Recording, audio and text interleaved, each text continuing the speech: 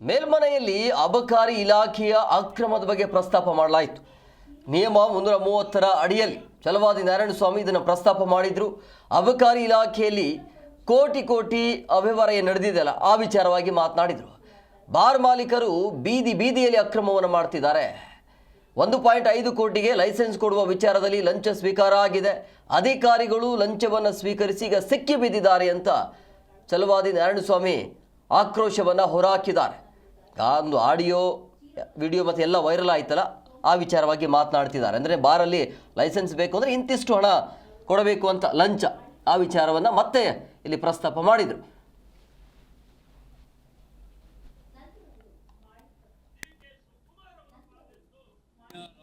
ಸೋನಿಯಾ ಅವರ ಪಾಲೆಷ್ಟು, ರಾಹುಲ್ ರವರ ಪಾಲೆಷ್ಟು, ಇದನ್ನ ಆಮೇಲೆ ಖರ್ಗೆ ಅವರ ಪಾಲೆಷ್ಟು, ಅದನ್ನು ಈ ಕಾಂಗ್ರೆಸ್ನವರು ಹೇಳಬೇಕು, ಜನರಿಗೆ ತಿಳಿಸಬೇಕು.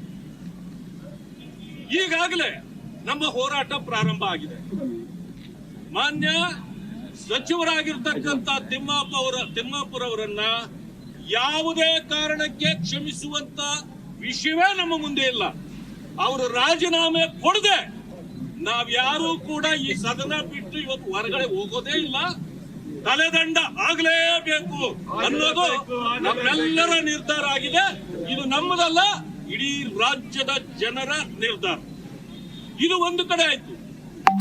ನಿನ್ನೆ ನೀವು ನೋಡಿದ್ರಿ, ಇಲ್ಲಿ ಅಧಿಕಾರಿಗಳಿಗೆ ಇವತ್ತು ಅಧಿಕಾರ ಸ್ಥಾನದಲ್ಲಿ ಇದ್ದು ಕೆಲಸ ಮಾಡುವಂತ ಪರಿಸ್ಥಿತಿಯಲ್ಲಿಲ್ಲ.